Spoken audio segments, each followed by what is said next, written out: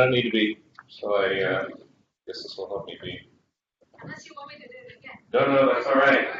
So I'm Greg Fox. As a reminder, my background is in psychology and behavioral economics, and I'm really excited to be here. I'm really excited to be here both because I think this is amazing together, but also because I'm really excited about the potential for behavior change these days that's really unprecedented when you get to the intersection of technology, big data, and I think behavioral science. And we just had this wonderful presentation on really the behavioral science of usability and the user experience and computer interaction is so important. I'm going to give you another angle on it, which is the psychology of decision making, which is something that I'm in that space myself. My main appointment is in the management school here at UCLA, but I also have a courtesy appointment in the medical school and work with doctors a lot, and an appointment in psychology. Let me sort of start to give you sort of a framework to understand where I'm coming from. When you're a policymaker, whether it's a public policymaker, you're setting a policy maybe for a hospital or another kind of organization, the traditional perspective that's been taken in social sciences is to make some heroic assumptions about what a representative agent looks like. And in particular, traditionally, we've always assumed that the representative agent is a member of this rarefied species we sometimes call Homo economicus, economic man, right? That we're very adept at acting as if we are maximizing. And if you assume that the representative actor, whether it be an individual, a patient, a doctor, or indeed an organization, is in the business of maximizing their self-interest, you can write powerful models that predict how they might behave in strategic interactions or in markets and so forth. What kind of impact different kinds of interventions are going to be on them that, for instance, manipulate various parameters of their decision environment. And in particular, if you take that neoclassical traditional view that has really dominated for decades, you have three primary tools at your disposal. The first one is information or education, right? So you educate, for instance, people on the dangers of smoking and how their cancer risk goes up and so forth, and you assume that rational individuals are going to respond to that information. Monetary incentives is another one, whether that's a positive incentive or a negative one. There could be penalties, there could be tax incentives, you could pay individuals for performance, and certainly that's been done quite a lot in healthcare. And then finally you have regulation. You tell people what they must do or what they cannot do. You explicitly prohibit certain kinds of behavior. Now, in recent decades, most of you, unless you've been under a rock for recent decades, probably aware of the fact that there's been a lot of research in behavioral sciences showing that people fall short of these Olympian standards of rationality in systematic and predictable ways. There are severe limits to our memory, to our attention, to our information processing capacity. We rely on mental shortcuts in order to make judgments. Our decision making is biased in various kinds of predictable ways. Perhaps you've read about it in books like Predictably Irrational or Thinking Fast and Slow. Most recent Nobel Prize was to behavioral economist Richard Thaler, who's done a lot of work in this area. In fact, the representative actor doesn't look quite like this. Here's an MRI image from UCLA that's more representative of a typical individual. It looks like this. A representative actor we might refer to not as Homo economicus, but Homer economicus. But the good news is that allows us to supplement the tried and true tools with some behavioral tools. Information is important, certainly, but in addition, we know now that the framing of information, the format of the information, the frequency of feedback, and so forth can play a critical role in how people respond and the kinds of decisions they make. Monetary incentives certainly work, but with insights from behavioral economics, we know that there are ways to get more bang for the buck, to make monetary incentives more powerful. Moreover, oftentimes, and this is alluded to in the previous talk, we're social animals. We're not so selfish as Homo economicus, that model would have us believe. We actually care a lot about the approval of others and our adherence to social norms and so forth. So social incentives actually, in my experience, can sometimes be much more powerful actually than financial incentives if deployed in the right way. And then finally, instead of having to rely on a hard form of regulation, we can use a softer hand and we can sort of guide people, nudge them to behave in a particular way we'd like them to behave in, or maybe put in little frictions in the decision environment in order to discourage certain behavior in ways that to an economist would be trivial, but in fact can have outsized people's behavior. So that's what I'm going to talk about today. I'm going to talk about behavioral information tools, behavioral incentives, and behavioral regulation measures, and give you several examples from healthcare, both on the healthcare provider side and on the patient side. To begin with, let's talk about information. Rational agents have unbiased expectations, process information thoroughly and consistently, or at least act as if they do, and are sensitive to content rather than format of information. In contrast, behavioral agents have biased expectations, limited memory and information processing capacity, and are sensitive to the format in which information is conveyed to them. One problem that we see in a lot of choice environments is that we just, in addition to being severely limited, we get tired quickly. We get overloaded quickly. Here's a classic study with respect to the overload question, in which actually a classmate of mine from graduate school, one of our professors, went to an upscale grocery store in Menlo Park, California. Those of you know it, Drager's, if that sounds familiar to you. It's one of these specialty stores, kind of like Whole Foods, that has 50 kinds of jams and 75 kinds of mustard and so forth. And in this particular study, the research assistant would go on alternating days, either have a display booth which displayed 24 flavors of jam or 6 flavors of jam that were, various randomized subsets of the 24. And they asked 2 questions. If we set up this display and let people sample it, what impact is the number of options going to have on how many sample, and what impact is it going to have on how many actually buy the jam? It probably won't surprise you to learn that actually most people do stop when they see the raspberry, boysenberry, lingonberry, blueberry, and all the different kinds of flavors that are there, compared to when there are only 6, when significantly fewer stop. But more to the point, and more surprising to a lot of people, in fact, almost no one buys when there are 24 flavors there because it's too hard to decide, even though people are stopping in greater numbers. And in fact, a higher proportion, much higher proportion, in fact, actually purchase the jam when there are fewer options that are available to them. And this kind of effect of choice overload has been replicated in a lot of contexts. For instance, it's one reason why a lot of people procrastinate making decisions about retirement savings, because there are just too many investments in my 401k plan that I've got to choose between, and so forth. Well, so because of these severe limitations in our ability to process information and indeed choose in complex decision environments, there are certainly standard kinds of interventions. Decision analysts will talk about various kinds of active decision support, certainly in healthcare that's been used much. Then there's also passive decision support, which is just simply providing all the information to decision makers in the format that they need to facilitate a good decision, help overcome some of those limitations to their memory and information processing. And then finally, I'll talk a little bit about monitoring and feedback. So let me take these one at a time. Active decision support, obviously software here comes in handy. It can overcome a lot of biases and complex, for instance, diagnostic decisions made by doctors. Computer-assisted diagnostics are very, very common here. It helps, doctors, I'm told, medical school may get 1 or 2 lectures on Bayes' theorem, but if they're anything like my MBA students, they, do a few problems and then they forget how to use it. They're not very good at updating their beliefs in response to new diagnostic information. So computers can help, certainly provide statistics online to healthcare providers. There is a downside to it, however, and the downside is, how you use that information, you can't take for granted that you're going to use it in the proper way. There's research showing that computer-assisted diagnostics can inflate the rate of false negatives. And, if the computer tells you there's nothing to flag here, I don't see any tumors, then doctors have a misplaced confidence that there's nothing there. Also, the framing of information, I'll give an example of this in a moment, a little bit, can influence decisions. Do you provide survival statistics or mortality statistics can make a big difference in how doctors behave, and their presentation effects also. How do people process probabilistic information? The format that they get it in, it turns out, makes a big difference. Is it numbers?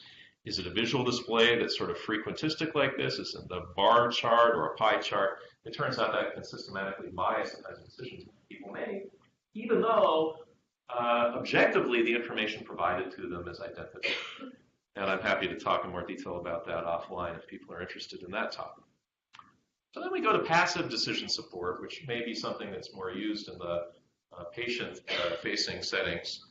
And this is the idea, but also in doctors, as well. For instance, doctors making decisions might need reminders of patient history, other medications they're taking.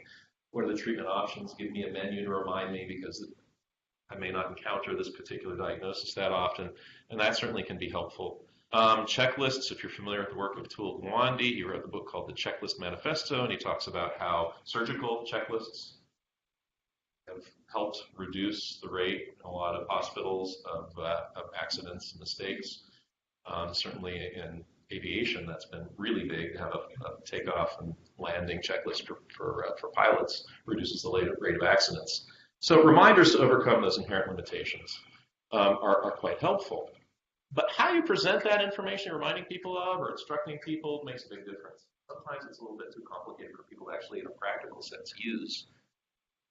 This is the old USDA food pyramid, and I know it's a low-res picture, so I'm sorry it's a little hard to read, but I mean, how does one use this? Okay, so we've got grains here and vegetables there, and there's different kinds of widths of these things, and then there's a staircase. I don't even know what the staircase is. How does one actually put that into practical use? Now, the USDA in recent years has listened to some behavioral scientists, and they simplified. So this is what they tell us now. It's very evocative. It's a plate, and it's very simple. I load up half the plate with fruits and vegetables, and then the other half with grains and protein, and oh yeah, I get a little bit of dairy. That I can remember. That I can put into practice in my life. Okay, time for a quiz. Let's suppose that you have sitting in your garage right now your prized Lamborghini that you love to drive, but it only gets 14 miles per gallon, and that troubles you. It's spending a lot on gas, and you're harming the environment. So you think, well, I might be environmentally friendly and trade that for a Ferrari that gets 16 miles per gallon. And meanwhile, your spouse is driving a Ford Focus that gets 35 miles per gallon and is thinking, well, maybe I can trade that in for a Honda Civic Hybrid that gets 45 miles per gallon. And let's suppose, for argument's sake, that you and your spouse decide, well, we drive the same amount each year. Let's trade in one of these cars. And what we care about is how much gas we save overall. It means how much emissions we save too. Which one should you trade in? Seems like a straightforward question, right? Which one do you trade? The Ford Focus seems pretty obvious, right? You go from 35 to 45. Only you would be wrong. You'd be wrong because if you drove, for instance, 10,000 miles this year, you would save 89 gallons in the first place, and you would save 63 gallons in the second place. How can that be? The reason this is that miles per gallon, the standard metric in which we provide consumers with information, is the wrong one for making good decisions. It's an efficiency metric, and what we really care about is a consumption metric, how many gallons per fixed number of miles, which is the reciprocal. Now, from high school algebra, you remember that the y equals whatever x function looks like that. But you get more bang for the buck in the low end, trading in the clunkers, right? Like Obama's old Cash for Clunkers program actually was based on smart science. For instance, let's suppose for simplicity that you're driving 100 miles. How many gallons of gas are you going to consume if you go from a 10 mile per gallon car to a 5 mile per gallon car? Well, if you get 10 miles per gallon, if you go from 10 to 20. If you have a 10 mile per gallon car, you consume 10 gallons. And if you go to a 20 mile per gallon car, you go down to consuming 5, right? Simple math. You're saving 5 gallons. Now let's suppose instead you go from a 20 mile per gallon car to a 50 mile per gallon car. On the surface, it looks like a much bigger difference, but you're really only going now from consuming 5 gallons in 100 miles to consuming 2. You've only saved 3 gallons of gas.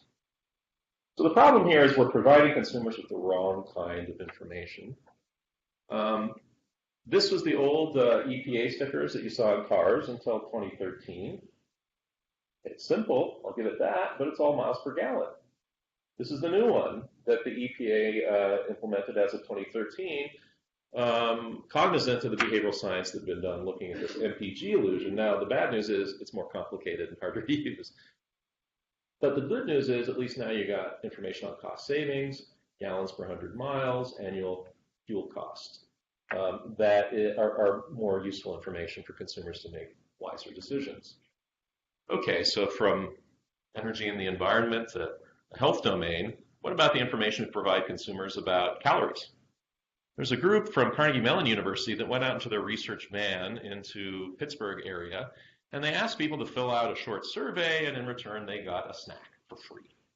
And what they're interested in is how many calories do people consume? Which of the snacks and how many calories are they consuming as a function of the information that's provided to them. Now, the control condition, they didn't provide information, just a menu. The simple standard numerical one, they provide the number of calories. Okay, so this gives you kind of a sense of relatively speaking, but do people really know how to use calorie information? Especially if a lot of them are casual or non-dieters. Maybe not. So they decided, okay, how about if we give them daily intake information too? So we say nutritional experts recommend that men should eat about 2,400 calories per day and women should eat around 2,000 calories per day. It kind of gives you a frame, right? And now I'm starting to see that, oh, well, that Hostess apple pie is blowing a lot of my budget today, right? Another one they tried was calorie information plus daily snack intake reference. Now it really hits you. Nutritional experts recommend 200 calories per day of snacks or desserts. Now this is more than 2 days worth of budget on the Hostess apple pie. Better go for the apple crisps. Or how about we do the math for you, because a lot of people aren't that numerate. So we say this is the percentage of your daily calories you're supposed to. Or the percentage of daily snack calories. That really brings it home, right? Or what happens now they start to get cute? Minutes on treadmill. Do you want to do 4 minutes for the apple crisp or 47 for the Hostess apple pie? Maybe I'm not liking the apple pie so much. Now, these are all numerical values. What happens if you reduce information and you give people heuristic cues? We give them a nutritional grade. It's actually reducing the information you're providing, but it kind of, everybody kind of knows what an A, B, C, or F is. And maybe high achievers, it kind of triggers that competitiveness in them and gives them that little nudge that they need. Or how about this one? This is what you're going to look like at the end of the year if you eat like this. My personal favorite. Another one which was even more reduced information is a traffic light, Green means go, red means stop, and yellow means proceed with caution. Well, what was the result? Here are the results. The result is that the numerical formats just didn't work very well. In fact, giving people just calorie information or percent of the daily reference, it didn't move the needle much at all. You did a little bit better with treadmill, and percentage of daily snack calories actually worked pretty well. But overall, the more heuristic responses, overall, compared to the numerical ones, did quite well. Reducing information and giving people a simpler, more easily understandable, implementable format can make a huge difference in people's behavior.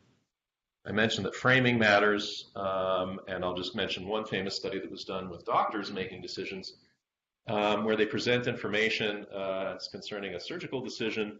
Are they given information on, in terms of probability of dying? Well, in this case, half of them preferred radiation to surgery. If you give them the same statistics, but now framed in terms of probability of living out of the different treatments, only 18% preferred radiation to surgery. That's kind of scary, isn't it? Doctors who should be used to be making these decisions should be very familiar with them, should be basing them on some sort of clear rationale, in fact, are greatly influenced by the loss game framing, which is a theme I'll return to in a little bit.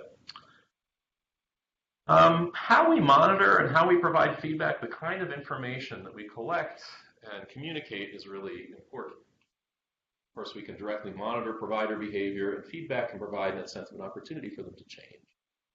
You want people, for instance, to wash their hands, to reduce infection rates in hospitals. If you want to reduce readmission rates, then you want to give doctors feedback on what happened to that patient that you just let out of the hospital. Here's a study that was done where this is the old school. Now, I think with technology, we can do much better. 2011 study where they had video cameras that actually monitored whether doctors were washing their hands. Of course, every healthcare provider should wash their hands entering and exiting a patient encounter.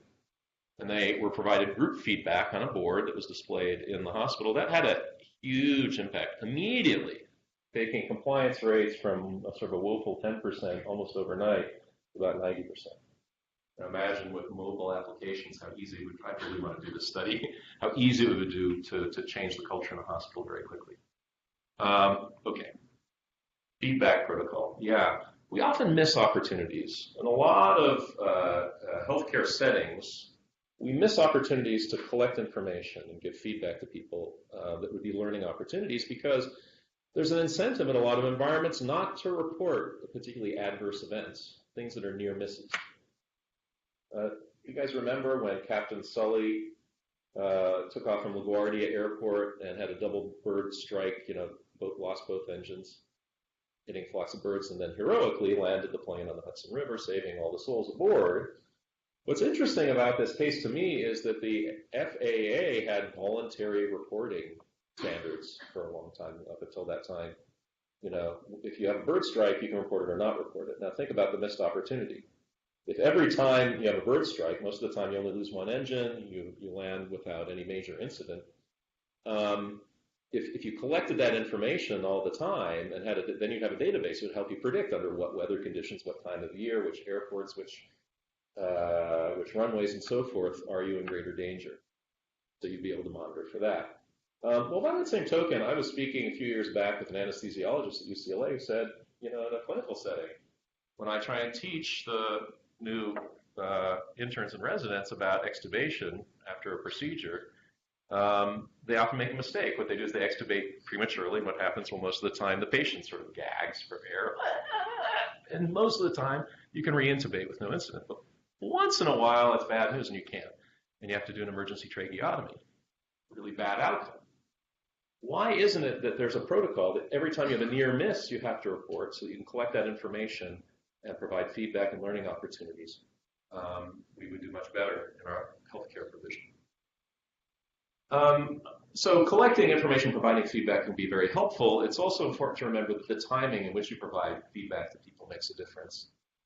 There's a fun study that was done a little while back where they looked at valets at a hotel and provided reminders to drivers to wear their seatbelts. So the control condition, you don't provide a reminder. Now, the delayed reminder is a situation where when they're paying for their valet ticket, they get a reminder. By the way, remember to buckle up. And then about 5 minutes later, they get in their car and they drive off. And somebody is surreptitiously observing them to see whether or not they're actually wearing a seatbelt. The immediate reminder condition, the valet, as they get there, they hand the car over to the person who's there, and they say, oh, by the way, don't forget to buckle up, and then they leave. They're not surveilling the individual, but the only difference is the timing of the reminder. Does it make that much of a difference? Here's the control condition. 55% of people wore a seatbelt when they left. Giving them that reminder to buckle up 5 minutes ahead of time does almost nothing. But giving them a reminder immediately, even though you're not watching them, takes you way up to 80%. So when do people get the information? The important thing is to give people information when they're ready to use it, and they're much more likely to follow through. Okay, so let's move on to incentives. Rational agents act to maximize their own self-interest, and self-interest is defined by expected utility of benefits minus costs of acting. Paying people money usually can be a strong motivator because it changes that equation. Now, on the other hand, behavioral agents are overly sensitive to losses relative to gains and low probability events, and that provides an opportunity to get more bang for your buck in providing financial incentives. In addition, they're myopically focused on the present. They discount the future severely, and that's going to be a challenge in some situations to overcome. And they also seek belonging and approval from relevant social groups. And this came up in Pedge's talk where you were talking about a little bit about the social angle. I'll give you lots of examples of how social incentives actually can be very powerful.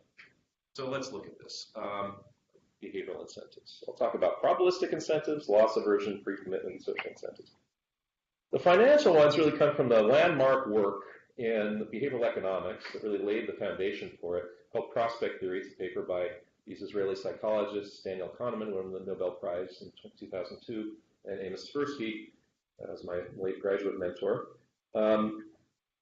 Two things that I'll highlight from here that I mentioned a moment ago: losses loom larger than gains psychologically, and we overweight low probability events. Losses loom larger than gains.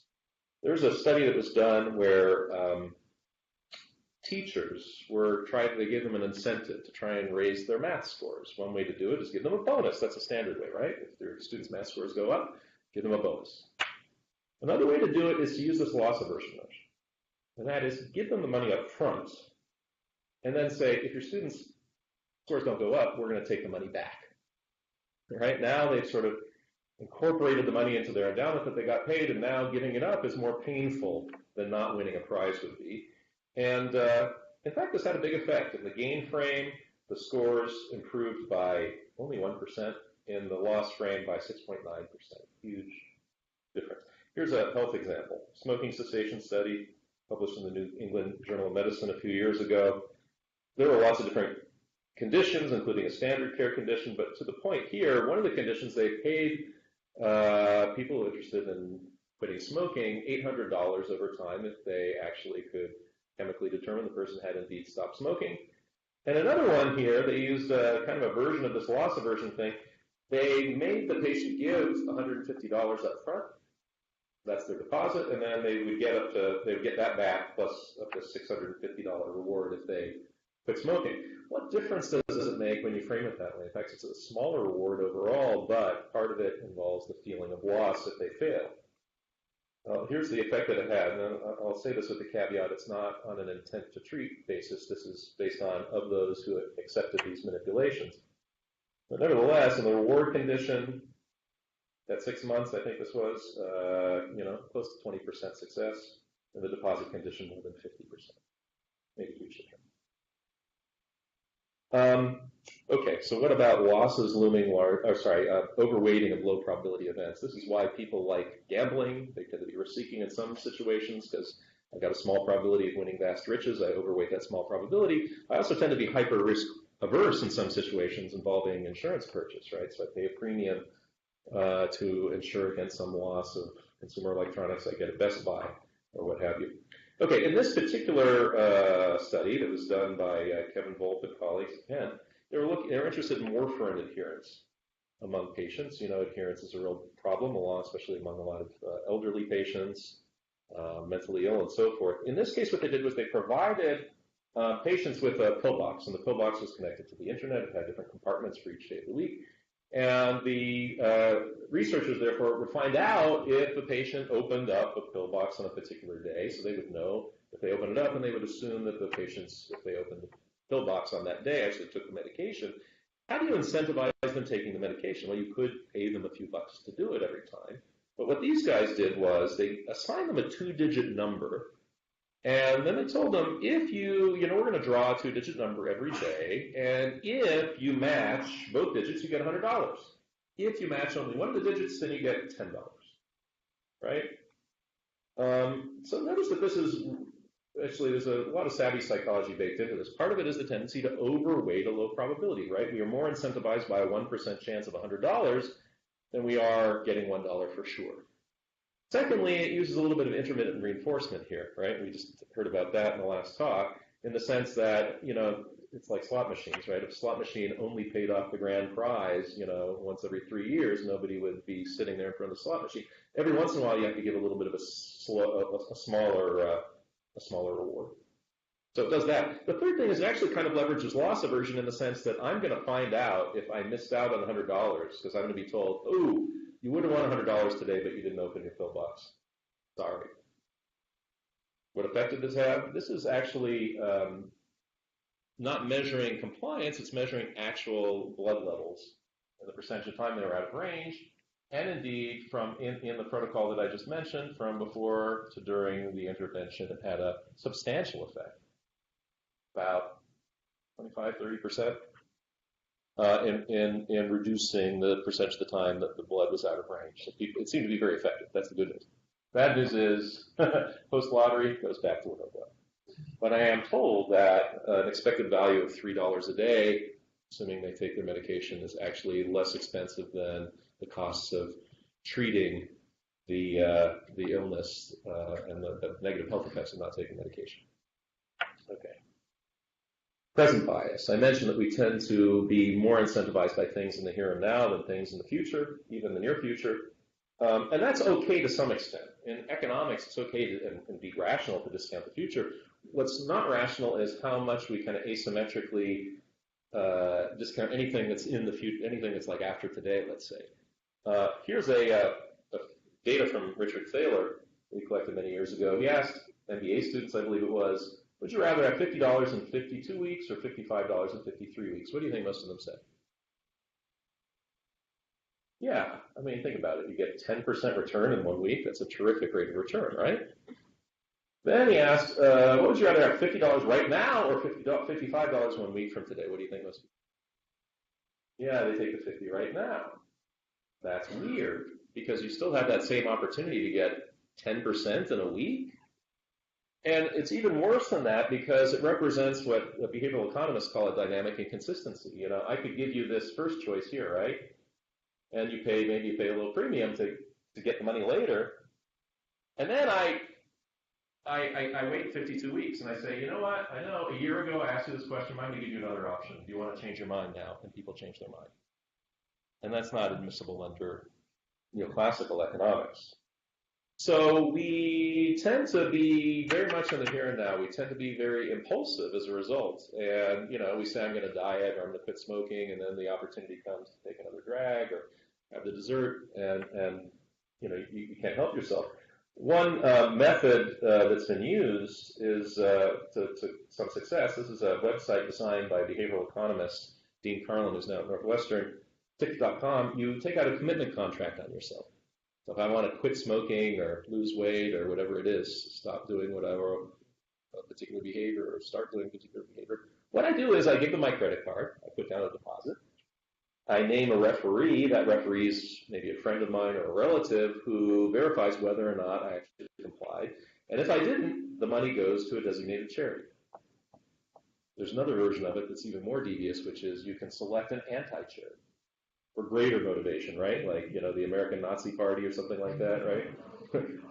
$1,000 goes to the Nazi Party if I don't lose 20 pounds in the next 2 months. Might be a strong motivator. In fact, it actually has been pretty successful. Or how about this form of pre-commitment? You mHealth people like this. Clocky, the patented alarm clock that runs away and hides to get you out of bed. Clocky gives you one chance to get up, but if you snooze, Clocky will jump off your nightstand and wheel around your room looking for a place to hide, beeping all the while. You'll have to get out of bed to silence the alarm. Irrational, but effective. Okay. In addition, I said that social incentives are powerful. We're strongly motivated by social concerns, belonging to a group, following its norms, securing approval of others, maintaining a pro-social identity. We want to feel good about ourselves, especially in relation to others. There are two kinds of social norms in particular that are relevant to some of these interventions. One is descriptive social norms, how group members actually behave. What are other people doing? We're always concerned. What are other people doing? What's popular? What's common behavior? And then there's injunctive social norms, how you feel like the group member thinks you should behave, whether or not everyone is behaving in that way. This was leveraged to great effect in a very famous study that appeared in, I believe it was Psychological Science, 2007. They were interested in energy conservation. And in this case, what they did was they read the electrical boxes outside of homes in a neighborhood in California, San Marcos or San Carlos, something like that.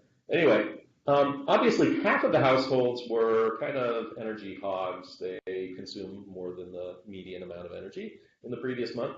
And half of them were energy misers. They were the greenhouses, right? And what the researchers did was they put a door hanger on the door, right? And the door hanger had a message. And then afterwards, they randomized the two different kinds of messages. And afterwards, they read the energy meter. Now, what were the messages? Let's stick to the first column here. This is the descriptive social norm. So the ones who are the energy hogs are told your neighbors use less energy than you. You use a lot. That's it. The energy misers are told your neighbors use more energy than you. You use less. For half of these, it was supplemented with an injunctive social norm. This is where not only you told the descriptive one, but you're given the frowny face to remind you that's a bad thing or that's a good thing. You're doing better than your neighbors. Okay, what was the result in terms of energy consumption? Let's start with the descriptive only. Well, the good news is if you're told that your neighbors use less energy than you, actually people consumed a lot less energy in the next month. The bad news is the energy misers backslid. Oh, I guess I can leave on the air conditioning and the lights a little bit more. I can relax because I'm using less energy. So how do you stop these backsliders from backsliding? Well, you supplement it with the injunctive social norm to remind people of what's good or bad.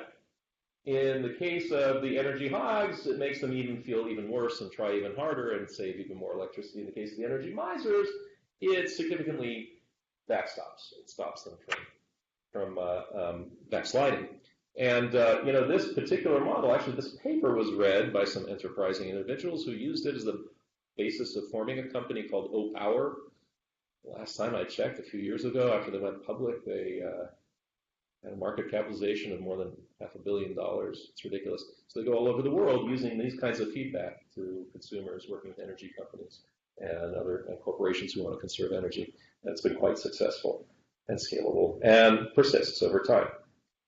How about a public health problem? Well, there's one that I've gotten involved with doctors. In particular, I'm working with a team at USC, Rand, Northwestern, and until recently Harvard. We're interested in the problem of superbugs, right? Superbugs, antibiotic-resistant bacteria, which kill about 50,000 people per year in the U.S. and Europe, according to a recent British report. In fact, it's estimated that if we don't take active steps to combat antibiotic resistance, they could kill 10 million people per year worldwide by 2050. It was estimated. It's about one person every 3 seconds. There are two major causes of antibiotic resistance. One is the profligate use of antibiotics in animal feed, real problem. And the second one is overprescription by doctors. According to the Centers for Disease Control, about half the time when you get antibiotics in an outpatient setting, you don't need them. And so it may benefit the doctor who feels like, okay, I'm making my patient happy by giving them something they couldn't have otherwise gotten, rather than saying, take these cough drops and go home. I'm back if it gets worse. But in a social sense, it's like a commons problem, a multiplayer prisoner's dilemma, if you recognize that. It's, it's bad news. It contributes to superbugs. In the Obama White House, they actually had a national action plan for combating antibiotic-resistant bacteria. The first item on there, the first goal had to do with reducing inappropriate antibiotic use by 50% by 2020. I don't think the current administration is picking up any of those Obama initiatives, unfortunately, but there are behavioral interventions that one could take to combat at least the profligate prescribing problem. So this is the approach we took in one of our studies. We looked at clinicians in 47 practices over an 18-month period. We had a couple of interventions. One is a peer comparison intervention. Again, looking at those descriptive social norms, we gave monthly email feedback to physicians once a month over 18 months, where we told them the percentage of the time that they had complied with the norm. That is to say, when it was a non-bacterial diagnosis, what percentage of the time did you not prescribe antibiotics? What percentage of the time did you? And we also gave them feedback on the top decile, the top performers in their region, and we told them whether or not they were a top performer. Another social intervention that we used also in this study in another condition was what we call the accountable justification condition. What we did was if antibiotics were prescribed for a non-bacterial diagnosis, then a little alert plopped up, and the alert said, we noticed that you did this, please enter a justification that will be entered into the patient record. So what is this doing? It's sort of a speed bump in the workflow. It kind of sets the expectation that you should be complying with the norm that everybody knows about.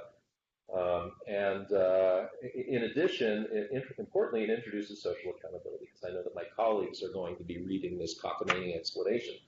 The patient said they wanted antibiotics. So you're not a top performer. How much impact does that have on doctors? Giving them an email once a month for 18 months? Well, first I have to tell you what happened in the control condition, which was pretty much a bland education-only intervention. In our sample, unlike the national rate, which is close to 50% inappropriate prescribing, I guess we were in some elite hospitals and places like the Harvard system, only 25% of the time did we see inappropriate prescribing. And here, I'm sorry that it's a little bit hard to see here, but in fact, in the control condition during the intervention, kind of embarrassingly, it went down to half that. And I think that the reason is because it's what we call a Hawthorne effect, right? When people know that they're being watched, especially by, researchers from elite universities, they tend to be on their best behavior, right? They're kind of reminded, okay, you're in a study. Even that alone, boy, what could be one person's artifact is another person's successful intervention. What could be more cost effective than really telling people who are watching you, and then let the social pressure do its magic. But more to the point, in the peer comparison condition, our intervention took down inappropriate prescribing to less than 5%.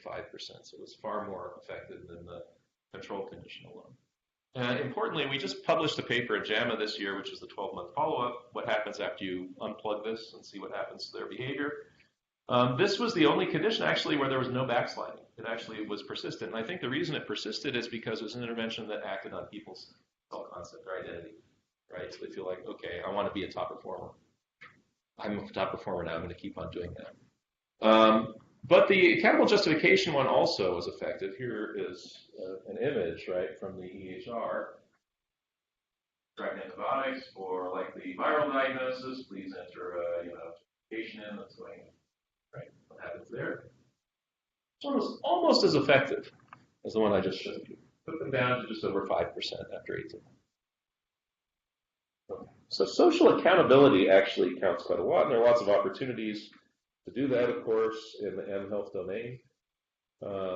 Yes, I agree with Pecha. It should be done with care because sometimes it can backfire, especially if people feel low motivation compared to those hard-charging competitive folks. But it can be quite effective to get people to exercise, get them to eat better, get them to walk more. All kind of things. Okay, let's move on finally to my last topic, which is behavioral regulation. So rational agents are responsive only to information, financial incentives, and regulation that has a positive or negative incentive attached, and usually a financial incentive.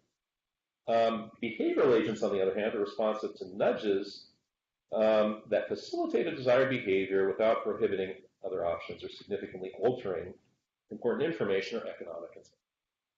Part of the reason this works is that we're, as mentioned, cognitively lazy, and cognitively over time we get cognitively fatigued. Here's a scary graph. This was done by a former student of mine, Jonathan Lvov, who's at Stanford now with a couple of Israeli colleagues. They looked at Israeli judges and their decisions whether or not to grant parole. Very stressful decision for a judge, takes a lot of mental energy, and you got to be damn sure that this guy or woman, I suppose, deserves parole before you grant parole, because what happens if they commit a crime while on parole, that comes back on me, right? So it's very tiring. What happens to those decisions over the course of the day? Well, what's the path of least resistance? If you just can't think things through clearly, you're feeling too tired, what do you think the path of least resistance is? To say no, right? And, the order in which these prisoners come to the judges is, I'm told, pretty arbitrary. And, of course, they control for all kinds of things in their econometric analysis. But here, take a look at the overall effects. If you're the first one in the morning to come up before the judge, you have about a 2/3 chance of being granted parole. And that goes all the way down to almost zero later in the morning. And then what, you have the morning break and you drink some juice and have a Danish or whatever it is, goes back up to 2/3. And it goes down to, 15%. And then you have lunch break, pops back up. And then it quickly, as you get tired, pops down. Pretty scary, right? Here's one in healthcare that I was involved in. We just looked at antibiotic prescribing behavior as a function of the day. And you can see as you get sort of late in shift, people are more likely to prescribe antibiotics, either for appropriate reasons, potentially appropriate reasons, or for inappropriate reasons. They just give the patient what they want, right? It goes down after lunch break a little bit and then goes back up. So this happens in the health domain. So modifying and scheduling and break time and other things to address decision fatigue might be one intervention to address them. Speaking of taking the path of least resistance, right, where we're not thinking clearly, we just, we want to take the easy path. So people take the escalator up to 24-hour fitness rather than taking the stairs. That's sort of the spirit of nudging. What you want to do is you want to create an environment where you're promoting making easy or making fun desirable behavior, not undesirable behavior. Or you're putting in a little bit of a speed bump, a little bit of a friction to discourage people without limiting their freedom of choice from behaving others. This work was made famous by the book Nudge by Thaler and Sunstein, which appeared about 10 years ago. It's been huge. All kinds of domains from public policy to private sector policy, and certainly in the health domain, it's been leveraged a lot. I'll talk about several forms of this sort of garden pathing implied by nudging.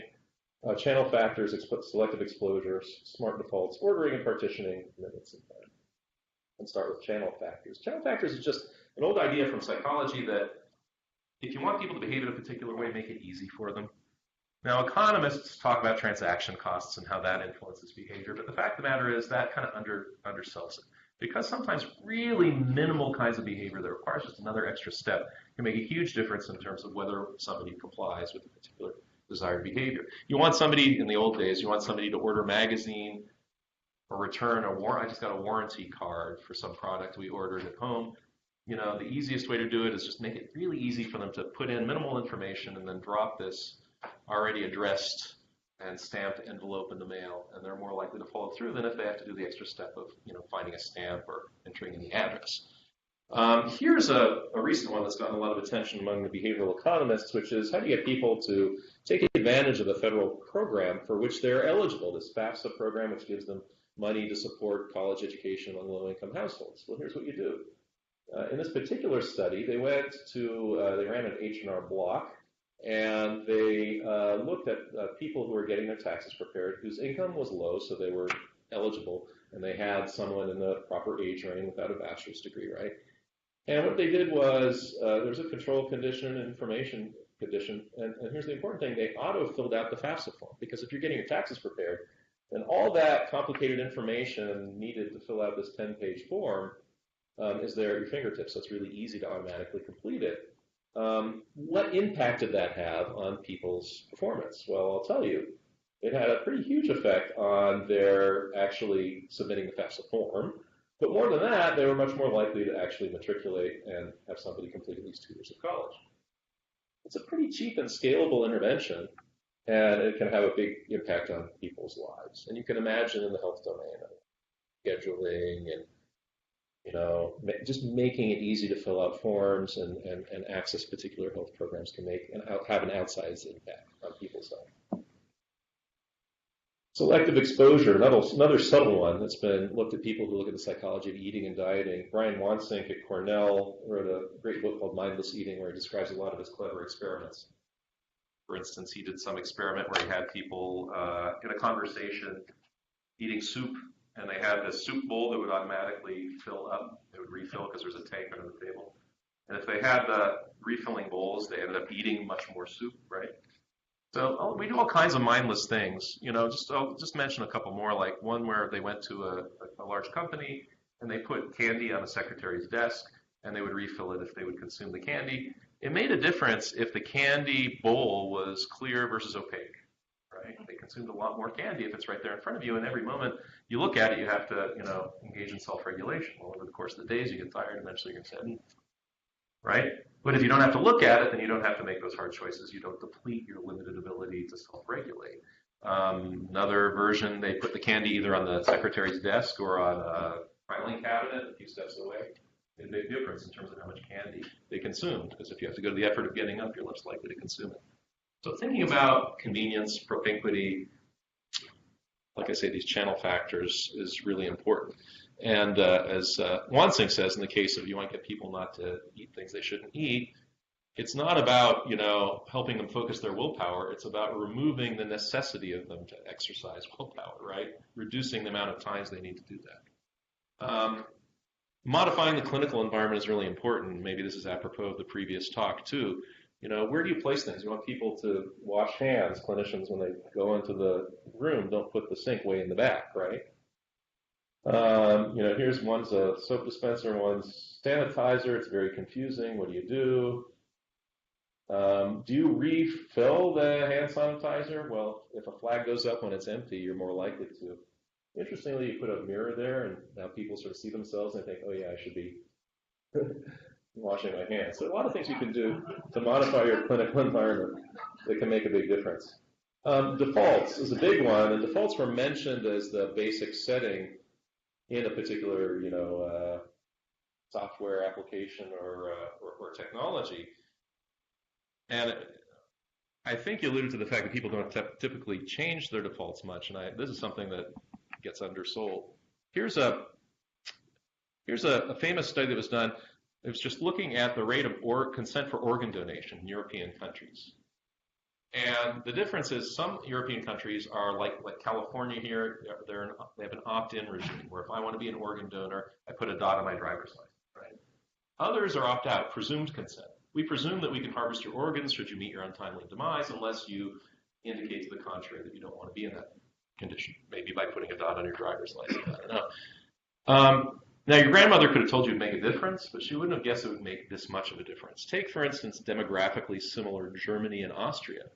In Germany, which is opt-in like California, only have a 12% rate of consent for organ donation, whereas in Austria, where it's presumed consent, 99.98. It's a multiply determined phenomenon, we would say. Part of it's laziness or inertia, certainly. Part of it's loss aversion, right? Loss is a little larger than gains. These guys are thinking, well, what do I gain from giving my organs? Well, nice warm glow. What do I lose? Oh my God, they could take my organs dead, and that looms large. These guys are thinking, well, I could have a little more peace of mind if I opt out, but then I feel like a total jerk, right? And that kind of gets to the social bit there, because there's a bit of an implicit social norm here. If I'm told that it's opt out, then I assume that most people do it, or here I assume that most people don't. So that can also contribute to the effect. For whatever reason, defaults are like the poster boy of behavioral interventions and nudging. It's because the effects are not universally effective, but pretty often pretty darn effective. Let me give you a couple of examples. This is a study I love from a couple of years ago where Malhotra and colleagues changed the electronic health record system to try and promote the prescription of generic equivalents to branded drugs, right? It's going to save patients a lot of their co-payments. It's going to save insurance companies. Big benefit, right? But you're sort of, I don't know, after all the experience with the drug reps and habits and whatever, we just tend to enter the branded version of the drug by habit. So what these guys did was they altered the EHR so that when a doctor would enter a branded drug, by default, it would enter a generic equivalent unless you click the box that says dispenses, unless you opt out. What effect did that have? Pre versus post-intervention. Before the intervention, the rate of generic prescription was 40%. After the intervention, 96%. Hugely effective in a single one. There have been lots of other uses. Here's a few. Advanced directives. You go for prolonging life or comfort and just clicking a default. Even if you tell people this is default, you can change it. Even if you tell people sometimes that influences people's choices, it still influences their choices. Defaults are very powerful even in something as personal and impactful as an advanced directive. Flu vaccination. You automatically enroll people to get a flu vaccination. That has been shown to be effective. This year, there have been a couple of papers that come out on opioid prescribing. So how many pills is the default? In the PEN system, I think it was the Chu et al. Study, if you reduce it from 30 to 12, it has a substantial impact on how many people prescribe on average. So lots of applications for this. Okay, ordering and partitioning. Order makes we're oftentimes presented with a menu, whether it's in a patient-facing application or an EHR for doctors. Order, we know, can affect people's choices sometimes substantially for great effect.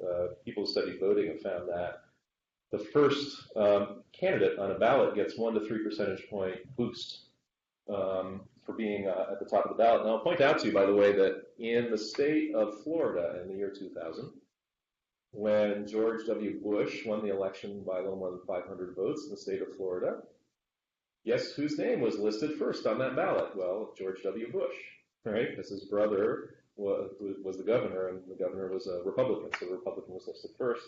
Al Gore was listed third. If the order had been reversed, Al Gore would have been our president. No doubt about it. So that's one kind of order effect. And menus, same thing. Ordering in menus in restaurants, you find the first one gets a boost, also sometimes the last one. So thinking about the order of menus on your applications is super important.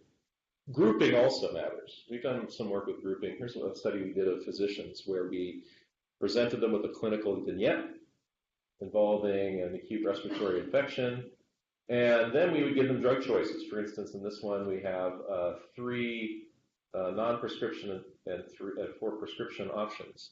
And what we manipulated was, which one do you group? You group the prescription ones like this and list actually these are less aggressive ones are listed individually.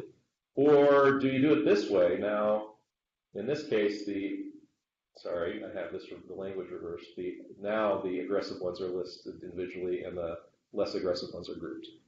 We also counterbalanced the order so that we could eliminate order effects here. Bottom line is, across a number of clinical vignettes have made a big difference. Overall, about 27% increase in the aggressive treatments if you just group those treatments on the menu that you provide to physicians. You're not limiting people's freedom of choice. All you're doing is making those options a little bit salient, make them appear like they're a little bit less popular. It can have an outsized impact on how people choose. Finally, I want to talk about commitments and plans. This gets to the sort of the last mile problem. It's one thing to get people to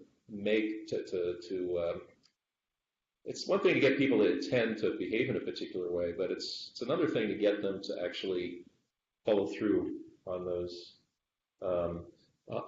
intentions. Here's a study of voting where people were just sent a reminder to vote. It had no effect, just through a mailing, I think it was.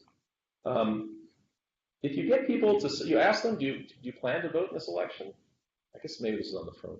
You ask them, get them to, you ask them, do you plan to vote in this election? Most people say yes.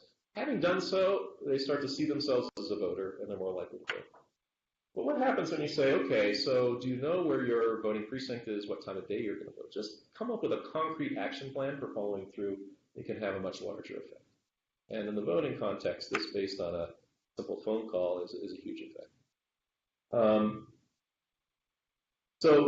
Getting people to form intentions for behavior in a concrete way is important, but also getting people to make commitments publicly can be really helpful in a health context. Here's a study that we did, our team did, in Los Angeles, where we put posters in clinics throughout Los Angeles, both in English and Spanish, in which the clinician basically made a commitment to responsible antibiotic stewardship. And importantly, I think their photographs and their signatures are on the bottom. What happens when you put that in their waiting rooms? Here's what happens. You get a substantial decrease in inappropriate antibiotic prescription. Probably part of it is patients are less likely to ask, but I think the lion's share of it is the public commitment that they're making. Finally, planning prompts. We talked about planning prompts and voting. Here's a health one. This is a mailing in a large insurance company. In one condition, they were told about the flu clinic, and they were told about the times. That's the control condition. In the intervention condition, same thing, only they were told, okay, many people find it helpful to make a plan. When are you going to do it? Just prompt them to write that, and guess what happens? It's a 12% increase in actually getting through shot. Get people to make a commitment. So that's it. That's I hope that over the last hour, or however long I took, I've convinced you that while the traditional neoclassical tools for policymakers, and all of you are sort of implicit policymakers when you think about your mobile applications, of information, incentives, and regulation are useful. You can oftentimes be even more impactful on people's health behaviors by looking at behavioral information, behavioral incentives, and nudges. I thank you all for your attention.